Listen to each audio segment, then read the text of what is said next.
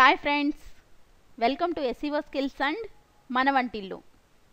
ఈరోజు మనం గోరుచిక్కుళ్ళ పులుసు ఎలా తయారు చేసుకోవాలో చూద్దాం.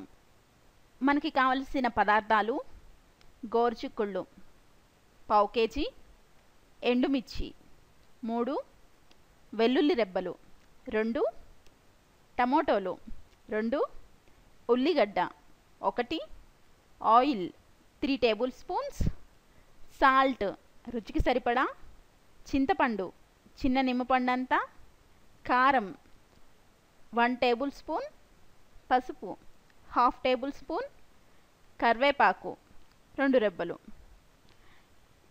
తయారు చేసుకునే విధానం: ఫస్ట్ స్టవ్ మీద బాండీ పెట్టి అందులో ఎండుమిర్చి, వెల్లుల్లి రెబ్బలు వేసి వేయించుకోవాలి.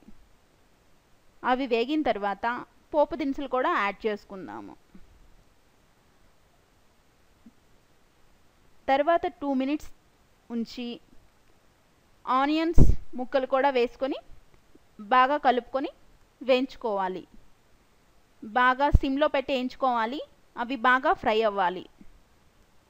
తర్వాత కరివేపాకు, పచ్చిమిర్చి కూడా అందులో యాడ్ చేసి 2 మినిట్స్ తర్వాత టమాటో ముక్కలు కూడా వేసి వేయించుకుందాము. టమాటోలని బాగా మగ్గనివ్వాలి. ఎలా అంటే టమాటోలో నుంచి ఆయిల్ బయటకు వచ్చేయాలి.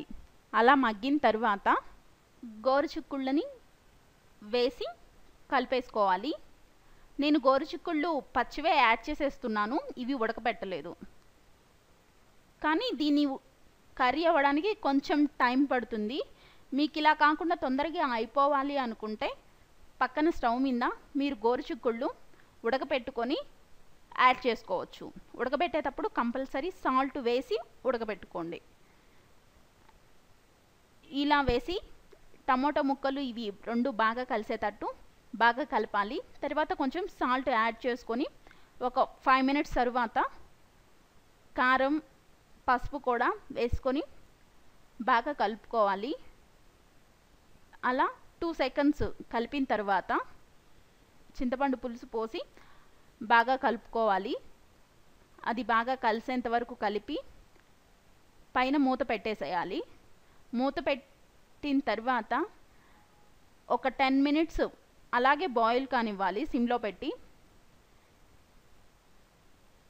బాయిల్ అయిపోయిన తర్వాత మొత్తం ఆ లిక్విడ్ చింతపండు పులుసు మొత్తం ఇనికిపోయి కర్రీ గట్టిగా అయిపోతుంది. అప్పుడు దించేసుకొని సర్వింగ్ బౌల్లోకి తీసుకొని సర్వ్ చేయడమే. దీంట్లోకి కొత్తిమీర అవసరం లేదు. ఒకవేళ వేసుకునే వాళ్ళు వేసుకోవచ్చు. మీకు ఈ రెసిపీ నచ్చుతుందని ఆశిస్తూ థ్యాంక్ యూ.